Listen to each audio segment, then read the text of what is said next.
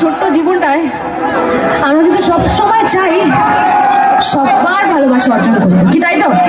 যে ভালোবাসা নিয়ে আমরা বাঁচবো। তো আজকে এই পরিবারেতে অনুষ্ঠান